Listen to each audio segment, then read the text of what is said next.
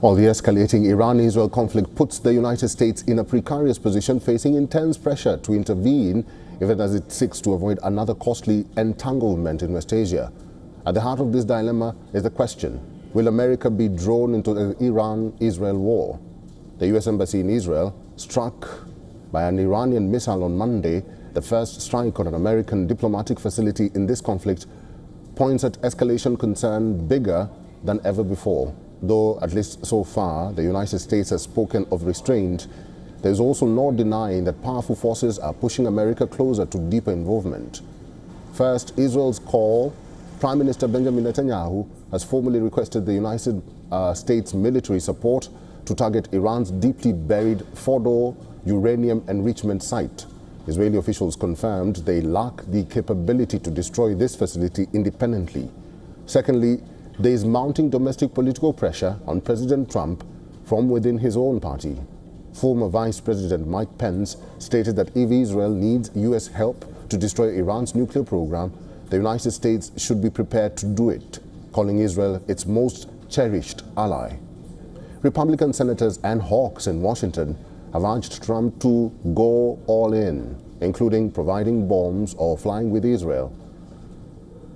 And not to be missed, the direct attacks on U.S. interests, such as the attack on the embassy in Tel Aviv. Looking forward, Tehran could also attack international shipping in the Gulf or Red Sea, triggering a global energy crisis and potentially forcing U.S. intervention. But the U.S. entering the conflict carries immense dangers. Iran has vowed retaliation against any country aiding Israel. About 40,000 U.S. troops in West Asia, with their bases, embassy and naval vessels, facing immediate missile attacks from Iran or its proxies. If Iran feels its regime is existentially threatened, it might accelerate its nuclear program to develop a weapon, leading to an even more dangerous security landscape, and an economic fallout will be global. The Strait of Hormuz, a crucial choke point for 20% of the world oil, could become a war zone, causing energy prices to spike and destabilizing global markets. Tensions simmer and Israel is pressing forward, and the risk of the regional war is spiraling out of control, with potential U.S. involvement remaining dangerously real. This crisis could very well define President Trump's second term.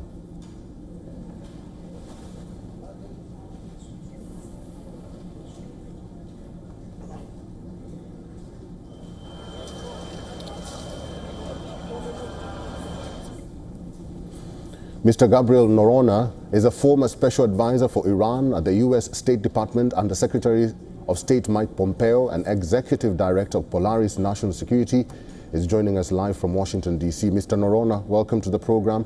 The White House has released some messaging saying that President Donald Trump has been very clear all along. Trump has been clear that Iran cannot have a nuclear weapon. The president is now essentially ignoring the director of his national intelligence, who says Iran was not close to weaponizing its enrichment program.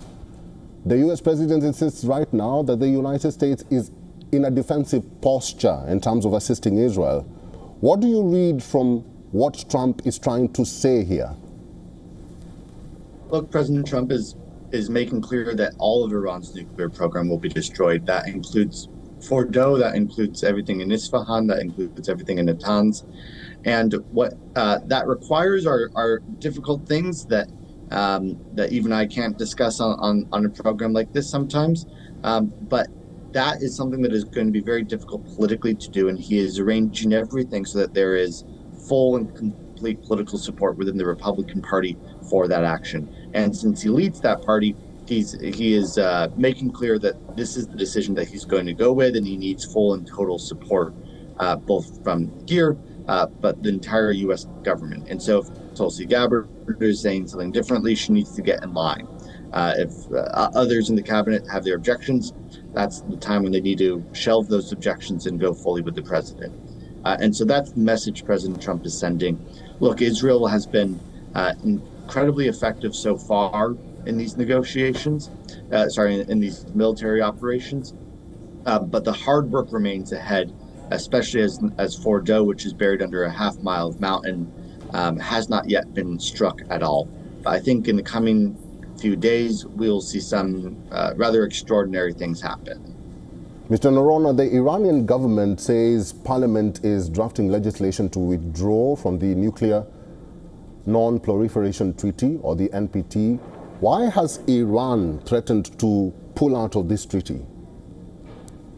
So that is the treaty which guides whether they give the International Atomic Energy Agency access to their nuclear sites, but it also pledges that they won't develop a nuclear weapon.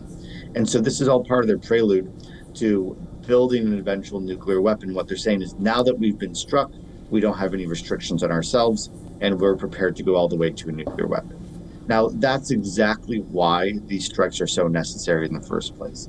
The fact that they're prepared to go and get a nuclear weapon says that the international community, whether that's led by Israel, the United States, or others, should take every action militarily to prevent them from being able to do that.